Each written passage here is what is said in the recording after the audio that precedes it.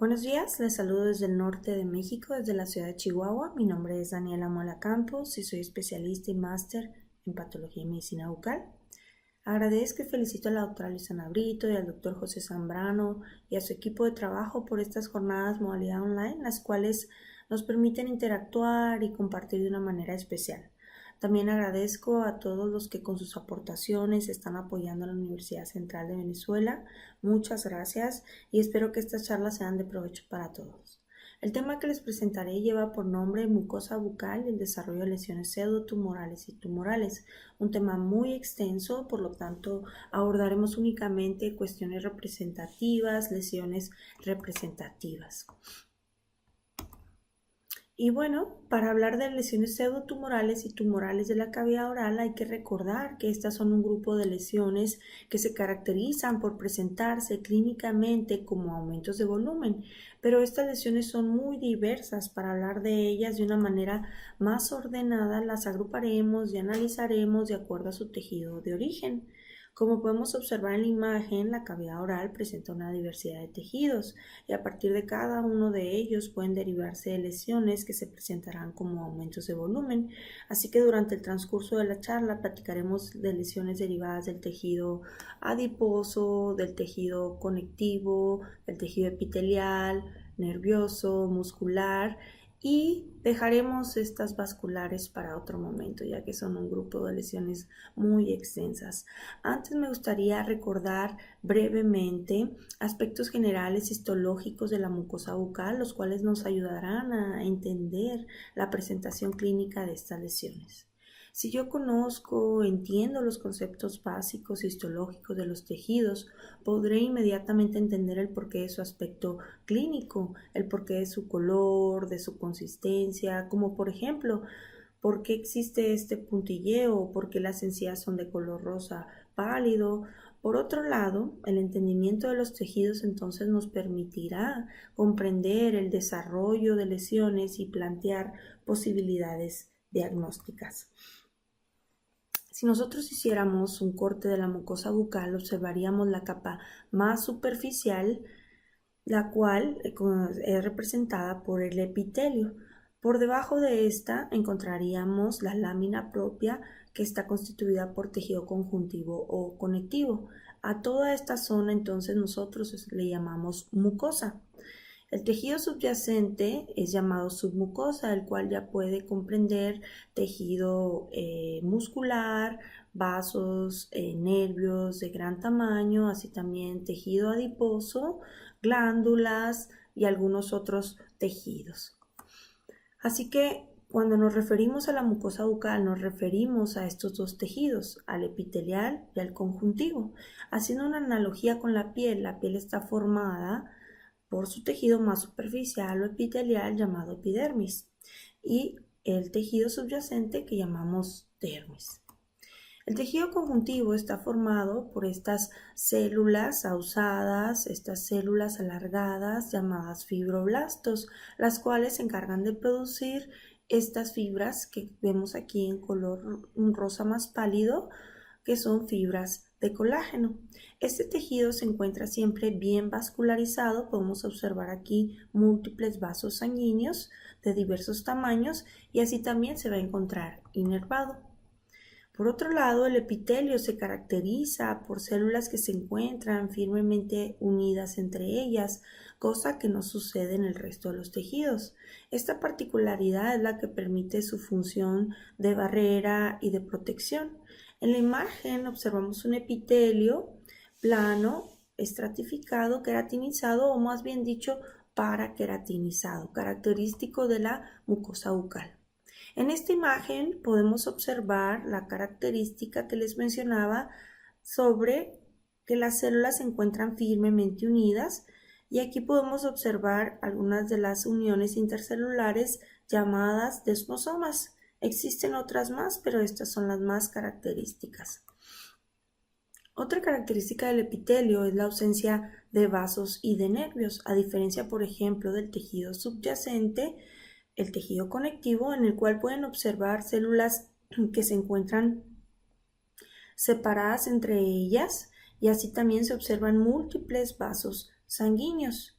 En el epitelio no existe esto, por lo tanto, si nosotros nos enterramos una aguja superficialmente en la palma de la mano, no nos duele y tampoco vamos a sangrar. Otra importante función es la capacidad que tiene el epitelio de regenerarse y exfoliarse.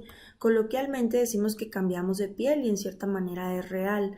Esto sucede ya que en el estrato más inferior, el estrato basal, la célula epitelial se va a dividir, una de estas células se va a quedar de nuevo en el estrato basal y otra entonces empieza a exfoliarse.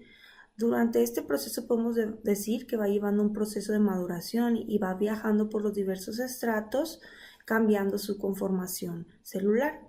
Este último estrato, el estrato córneo, puede o no tener queratina y eso depende de la localización donde se encuentre. Por ejemplo, el epitelio plano estratificado, paraqueratinizado o queratinizado es típico de la mucosa masticatoria y la razón es obvia. Esta es una zona sujeta a fuerzas de masticación, por lo cual requiere mayor protección. Por otro lado, la mucosa no queratinizada que es característica, por ejemplo, del piso de boca, vientre de la lengua, mucosa yugal y labial.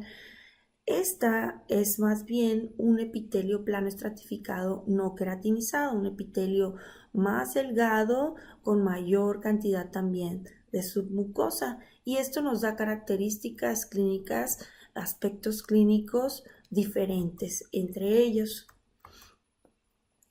Si observamos el color típico que mencionamos de rosa color coral, pálido, de las encías o el paladar duro, este es dado por la gruesa capa de queratina y la escasa o nula submucosa adyacente, que entonces pues nos da un color más pálido. Por otro lado, si observamos la mucosa no queratinizada, como la del paladar blando, la del fondo de saco, podemos observar que aquí hay un color más rojizo dado por un epitelio plano estratificado, más delgado, no queratinizado y también por la mayor cantidad de submucosa que se puede encontrar en esa zona. Inclusive, podemos observar los pequeños vasos sanguíneos. Toda esta diversidad de características clínicas es dada entonces por la conformación histológica y estaremos viendo estas variaciones durante la charla. Y bueno, iniciaremos con las lesiones de origen epitelial, en donde encontramos un grupo de lesiones, de 4 lesiones asociadas al virus del papiloma humano. Encontramos el papiloma escamoso, la verruga vulgar, el condiloma acuminado y la hiperplasia epitelial multifocal. Abordaremos a las dos más comunes, que son el papiloma escamoso y la verruga vulgar. Hay que recordar que el VPH es un virus de ADN y se conocen más de 150 subtipos. También es importante hacer la distinción entre estos dos grupos, el grupo de alto riesgo y los grupos de bajo riesgo. Los de alto riesgo son aquellos que se encuentran ligados directamente con el desarrollo de cáncer, principalmente cervicuterino y actualmente asociado al orofaringio. Entre ellos encontramos a los más conocidos como el 16 y 18.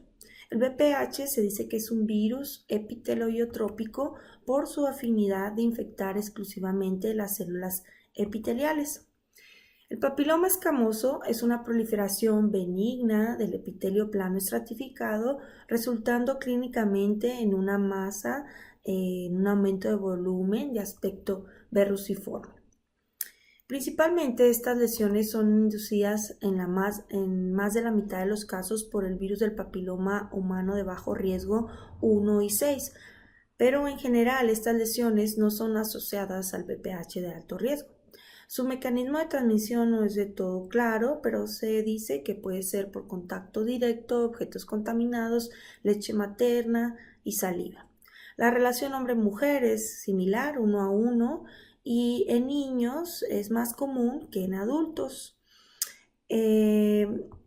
Vemos que clínicamente las lesiones se pueden presentar como aumentos de volumen o pápulas que tienen esta superficie verrucosa o proyecciones dactilares. Normalmente las lesiones son asintomáticas y no exceden un tamaño mayor de 3 a 5 milímetros. Su localización más comúnmente son la lengua, los labios y el paladar blando. Clínicamente estas lesiones pueden tener diferentes aspectos. Pueden tener una superficie más papilar, aplanada, hasta superficies dactiliformes. Muchas veces también son indistinguibles entre otras lesiones inducidas por BPH, como la verruga vulgar o el condiloma acuminado, ya que las características pueden ser muy similares. En cuanto a la base, esta puede ser sésil o inclusive comúnmente es pediculada. Aquí observamos una linda foto de un acercamiento a un papiloma escamoso, una foto del doctor Sebastián Ordóñez, en la que podemos percibir muy detalladamente las proyecciones dactilares.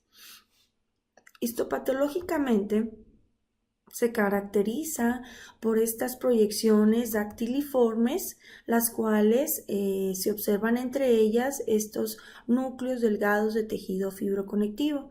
Así también presentan grados variables de queratinización. En un acercamiento podemos observar estas células características llamadas coilocitos, las cuales presentan un núcleo en forma pignótica hacia la periferia, y estas células son características cuando hay un daño por el virus del papiloma humano. El tratamiento normalmente es una biopsia excisional y se dice que hay una baja recidiva. También se han reportado casos con remisión espontánea. Aquí presentamos la verruga vulgar, la cual es una proliferación benigna del epitelio plano estratificado. También resulta en una masa que podemos observar de aspecto verruciforme. Su modo de transmisión, igual que el papiloma escamoso, aún es desconocido, pero se plantea el contacto directo, objetos contaminados, leche materna, saliva, pero se sabe que la virulencia del BPH es baja en cavidad oral. La verruga vulgar es más común en la piel, es más rara en la cavidad bucal y sobre todo se presenta en niños. En cuanto a la localización, podemos observar que esta se presenta más hacia la zona anterior, lo que son los labios, mucosa labial y la parte anterior de la lengua. Clínicamente también se presentan como aumentos de volumen que no sobrepasan los 5 milímetros de diámetro, de color blanquecino o también de color rosa pálido dependiendo del grado de queratinización. Aquí observamos un caso típico, una niña de 7 años con algunos meses de evolución, con una lesión papular verruciforme en los labios. El tratamiento es también la biopsia excisional, su estudio histopatológico, y se ha planteado crioterapia láser o electrobisturí, pero pues mi parecer no lo recomiendo, ya que sería difícil su análisis histopatológico. Estas presentan baja recidiva y también ha habido reportes de casos con resolución espontánea. Histopatológicamente, estas lesiones presentan también un aspecto de proyecciones dactiliformes, pero que dan un aspecto de domo. Y sobre todo su característica es que estas proyecciones van a converger hacia el centro, como podemos observar aquí. Así también hay presencia de coilocitos y diferentes grados de queratinización. Y en algunas ocasiones podemos observar estas llamadas figuras mitosoides, que también son células con daño citopático causado por el virus del papiloma humano. Vimos entonces ya las lesiones de origen epitelial. Pasaremos ahora a revisar las originadas del tejido adiposo. Específicamente platicaremos de la lesión característica que lleva por nombre lipoma. Este es el tumor benigno de origen mesenquimatoso más común del tronco y extremidades. Por otro lado, es mucho menos frecuente en cavidad oral. Su etiología es desconocida y no se ha encontrado relación con el metabolismo de las grasas. En cuanto a su localización, este se presenta más comúnmente en la mucosa labial, mucosa yugal y piso de la boca.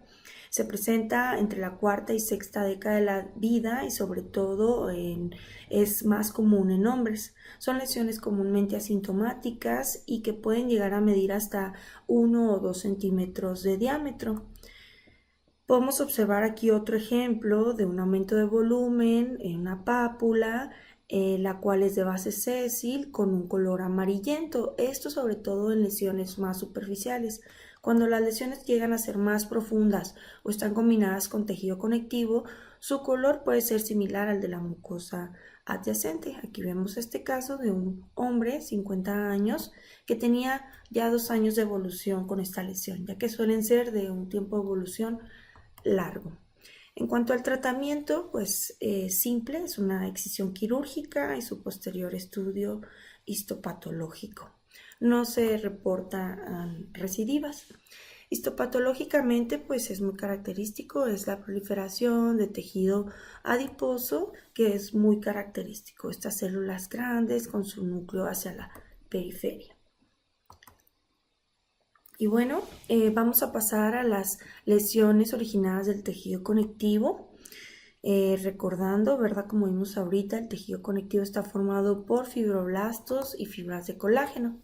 La hiperplasia fibrosa, o también llamada fibroma irritativo, es una lesión asociada principalmente a trauma, ya sea por prótesis mal ajustadas, bordes cortantes, mordisqueo constante, succión, etc.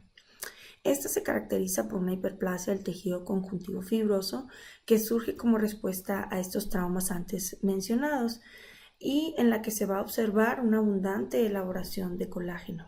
Clínicamente se observa como un aumento de volumen, de color rosado y en ocasiones puede tener zonas de hiperqueratinización. Normalmente no excede el 1 o 2 centímetros de diámetro y son lesiones de crecimiento lento. Se dice que es más común en mujeres una relación 2:1 y se presenta sobre todo entre la cuarta y sexta década de la vida. Su localización sobre todo es las zonas en las que hay trauma, como la mucosa bucal, el labio inferior, la lengua. Aquí observamos otros ejemplos en los cuales se asocia pues un trauma, sobre todo en esta zona fue un mordisqueo y en esta zona fue un objeto. Aquí observamos un caso menos típico en la zona de la encía, en la cual había un constante trauma. Y aquí observamos esta restauración mal ajustada, en la cual observamos la asociación directa de este desarrollo de esta lesión. Por aquí observamos otros 2 ejemplos de los más comunes, en los cuales observamos una lesión que puede variar desde un tamaño de varios milímetros hasta lesiones que pueden ir hasta 1 centímetro de diámetro. Y observamos su coloración, comúnmente son lesiones similares a la mucosa adyacente. Histológicamente, pues se caracteriza por la proliferación de tejido conectivo, donde hay proliferación de fibroblastos y fibras de colágeno. Otra lesión que se puede asociar o se asocia pues al tejido mesenquimatoso es el granuloma piógeno. Este es uno de los pseudotumores más comunes. Debe su nombre a que anteriormente se creía que era causado por organismos piógenos, pero ahora sabemos que no está relacionado a procesos infecciosos y su nombre correcto es hemangioma lobular capilar. El granuloma piógeno es una reacción exuberante del tejido en respuesta a un trauma o a una irritación. Aquí les muestro un caso clásico de la presentación característica del granuloma piógeno, una paciente femenina de 22 años de edad, joven, embarazada, la cual presentó un aumento de volumen de crecimiento rápido de color rojo brillante en la encía. Este puede representar un caso típico, ya que también estas lesiones son muy comunes en el embarazo y anteriormente pues era llamado tumor del embarazo. Esta lesión se puede presentar sobre todo en las primeras 3 décadas de la vida y su localización, el 75% de ellas es en la encía. Aquí vemos un caso que se presenta en el paladar blando, una localización no común, pero el paciente refirió un trauma asociado a esta zona, lo cual desencadenó esta lesión, que podemos observar aquí bien sus características clínicas, una lesión de color rojizo, superficie en ocasiones lobulada y con esta capa blanco-amarillenta correspondiente a fibrina, ya que son lesiones que se ulceran fácilmente. Las lesiones pueden ser tan pequeñas como estas en etapas tempranas y pueden llegar a ser tan grandes como estas otras lesiones que observamos de este lado. Aquí vemos también un caso no típico en la mucosa labial, pero así también el paciente refería un trauma directo. El tratamiento y pronóstico pues es una biopsia excisional. Hay un grado, un porcentaje de recidiva que puede llegar hasta el 15-20%, pero esto va a depender mucho de la técnica quirúrgica. Histológicamente, el granuloma piógeno pues se caracteriza por una proliferación de vasos sanguíneos, de infiltrado inflamatorio y de tejido de reparación, es decir, por una proliferación de tejido de granulación.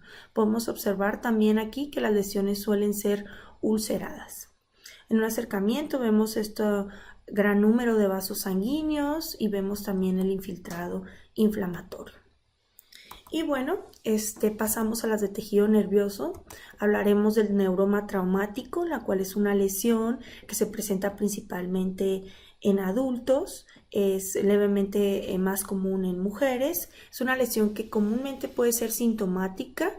Su localización, sobre todo, pues donde hay tejido nervioso como foramen mentoniano, lengua, labio inferior y hay algunos casos intraóseos.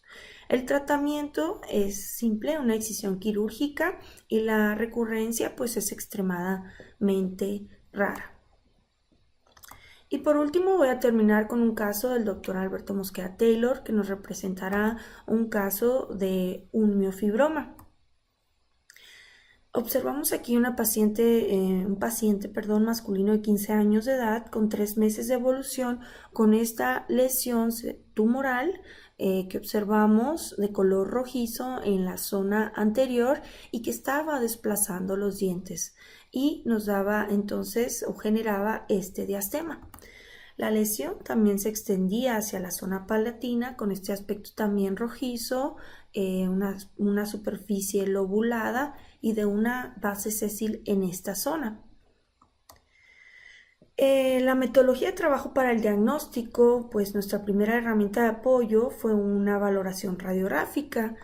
A la valoración radiográfica podemos observar que no era una lesión intraósea, era una lesión totalmente extraósea, pero que estaba causando esta resorción atípica, ¿verdad? En los órganos dentales, cemento, esmalte y una resorción también en la parte ósea.